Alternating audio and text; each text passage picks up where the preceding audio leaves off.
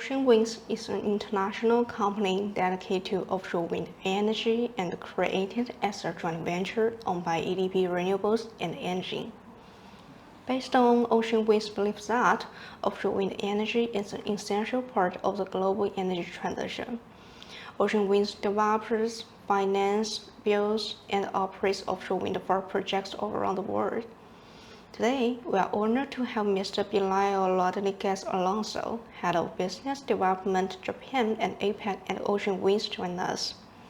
I'm Kayla, Content Analyst from the Organizing Committee of Japan Wind Energy 2024. Without further ado, let's welcome Mr. Pelayo. Thank you very much for having me. Yeah, and to start, could you please share how does Ocean Winds plan to align its strategy in Japan's offshore wind market with the government's net zero emissions targets by 2050 and the goal of deploying 30 to 45 gigawatts of offshore wind by 2040? Thank you so much for the introduction, and thank you for the question. I believe that we're fully aligned with this scope and targets. Well, as explained on the introduction, we are a fully focused company on offshore wind, so basically a renewable energy company, and that's basically why we align with those targets for 2050, those goals. If we focus more on the goals for offshore wind that were announced 3 years ago, those targets were announced for 2030 and 2040. Right now, they stand on a capacity of 30 and 45 gigawatts. We think from Ocean Winds that those targets are very ambitious. They were ambitious 3 years ago, and they are also ambitious now. We understand that the pace in which the development of offshore wind is taking place in Japan has to increase. And particularly, if we look at the country, and if you have questions on this regard, I'm happy to go into more detail during the interview. What really needs to happen is more focus on floating, because Japan really requires floating. And in this particular instance, Ocean Winds is very well placed. Ocean Winds has experience that spans more than a decade in offshore wind, floating offshore wind, and also 1/3 of our pipeline is floating offshore wind. So how are we aligned? Fully aligned with those targets. We believe we need some acceleration from the industry and from the regulatory aspect. So yes, looking forward to achieve those targets. We're not saying it's impossible. We're saying it's very difficult, and we need to go faster to achieve them. Thank you, Mr. Pelayo. And building on that, what unique challenges or opportunities does Ocean Winds anticipate for floating offshore wind development in Japan compared to other regions, and how does the company plan to address them? Yeah, I mean, Ocean Winds is a company that has been involved in the industry of offshore wind from more than a decade, as I mentioned before. And everything started not only for Ocean Winds, but the whole industry in the North Sea. The North Sea has some peculiarities. Particularly, it's a very shallow area.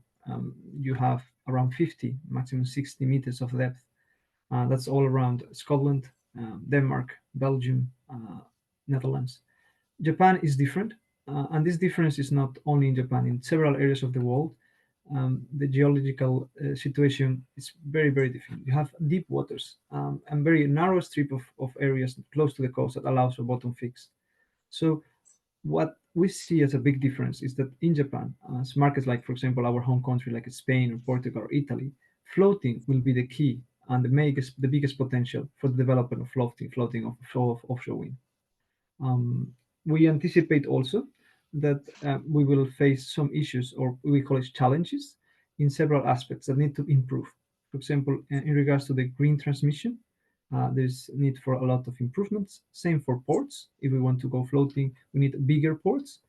And all of this will also include the supply chain that needs to be there.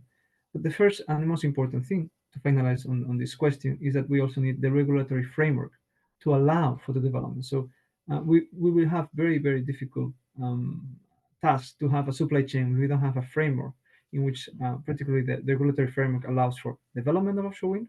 So we have the government pushing forward for it. We need also shrinking, for example, of the environmental impact assessments. We need this kind of improvements so we can really achieve the targets that you were mentioning in the first question. Thank you for sharing history of global learning to tailor strategies for Japan. And with Japan recently approving offshore wind power in exclusive economic zones, so how does Ocean Winds intend to leverage this for its strategic objective, especially in advancing floating offshore wind projects? I think there's been a lot of discussion and talks about this. We are incredibly happy and delighted to see this draft, because at this moment it's a draft that has been passed to the cabinet office. Um, this is a very important step, because opening, and this relates to the previous answers, um, opening these areas will allow for floating offshore.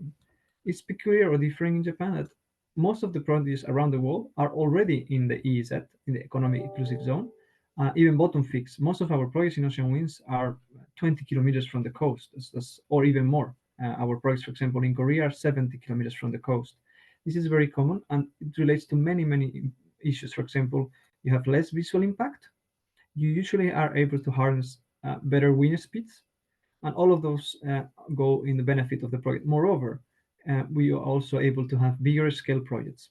So there's been so many conversations for the last 3 years. Uh, Ocean Winds has been very much on the forefront trying to have this regulation in place, and we are incredibly happy to have it now as a draft. However, we still believe that there's need for more concrete actions, for example, in relation to the stakeholders management and how that applies to this new regulation. We're also looking forward to see what will be the criteria of this new area to be auctioned. What we can do in this area, of course, this also relates to floating offshore. We are able to really use the whole potential of Japan if we have the EEZ. Before, we will always uh, able to use a very narrow area, for example, in the prefecture of Akita, where most of the projects are right now located. And the projects are, compared with international standards, quite small. They don't reach 1 gigawatt. However, thanks to this new regulation, we will have the possibility of achieving those big scale projects. Ocean Winds is working very hard, particularly in the country which is next to Japan, Korea, to achieve gigawatt scale floating projects. And we hope that with this regulation, also with our experience as Ocean Winds, we are able to achieve it soon in Japan. Thank you for your very detailed sharing. And looking ahead, could you provide insights into key initiatives or projects that Ocean Winds prioritize to advancing floating offshore wind technology, and how do they align with the company's broader goals? I think up to now we have talked a little bit about Japan, and I can explain a little bit what Ocean Winds has been doing for the last 13 years. Ocean Winds started in 2008, what we call R&D, research and development, on floating. So we have one of the longest histories, and we consider ourselves pioneers in floating offshore wind. We started in Portugal, and we start from the very beginning, being able to finally go to the sea, to the water, in 2011 with WindFloat, a 2.5 megawatt pilot project of only one turbine that stayed in the water for 5 years, withstanding high waves of up to 50 meters, strong winds. And that was a way of proving that technology works. So the floater floats, let's say. And after 5 years, we decommissioned that, and we moved to the next stage. What we call is called pre-commercial. We did that in what we call WindFloat or Wind Plus project. That's kind of a scale up of this smaller project that was 5 years in the water. This will be 20 years, so a normal commercial time frame. And it's three turbines of 8.4 megawatt MHI Vestas turbines, and has three floaters. This is also for us a success. We were able to test the technology work. We were able to, and we are currently producing energy for the last 3 years, and allows us also to move to the next stage, which is AFGL, another project very similar to WindFlow Atlantic, but in this case, it has turbines of up to 10 megawatt. So it's a project of 30, in total 30 megawatts. WindFlow Atlantic is 24.5. And these two projects are, as of today, the way we're learning, both through multi-contracting And particularly one part which is very important, all the projects that Ocean Winds, not only floating but bottom fixed, has been developing, has been always through project finance.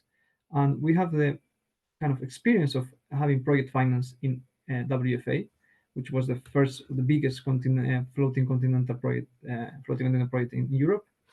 This project was subsidized by the European Investment Bank, and thanks to it, APGL is also have a lot of interest from lenders. For example, if we talk about Japan, Mitsuho Bank is involved in this project and is providing financing. Same happens with insurance. Tokyo Nichido Marine is also providing insurance to APGL, and we may call this project bankable. And this is the seed that allows for us to move to other geographies and to other areas of the world to really achieve what we call commercial scale projects. As I mentioned before, Korea is one of them, but we also have projects on developing projects in the US, in the California state, and we also have in Shetlands, in north of Scotland, several projects of really big scale that we believe we'll be able to develop during the coming years. Thank you, Mr. Pelayo. Thank you for your very informative sharing. And finally, to the last question, what strategic plans does Ocean Winds have to drive innovation, foster collaboration, and ensure sustainable growth in the Asian offshore wind sector? Yeah, I think for us, we have experience, long experience in Europe. We also have an important team in the US. Asia is a newer market. We have been present both in Korea and Japan for the last 4 years. Both countries have a very long history of maritime experience, both shipbuilding, for example, and we can leverage on that. On the other side, they have to learn, I think, from the European experience, and I think Ocean Winds can be a key enabler of that learning process. In that regard, we also believe that supply chain has to be created, and we are working hard to finalize or understand how we can have key issue Asian markets being part of this supply chain. I think Japan is putting a lot of emphasis on having a local supply chain. Korea is doing the same, and we're also present in Australia. We're looking that it's also very important to engage with the local suppliers, involve them. And also when we talk about local, we also talk about local stakeholders, local communities. I think in Japan, we have to do a lot of work on that. And in fact, one of the peculiarities I didn't mention before is in Japan, you usually, and particularly Ocean Winds, believe that the only way to work in the market is through a Japanese partner. So we are always talking to Japanese partners and Japanese public in general because of the culture and the language. And for several reasons, we don't envision entering on our own in the market. We also think, as mentioned before, that this has to be always in conjunction with the government and the institutions.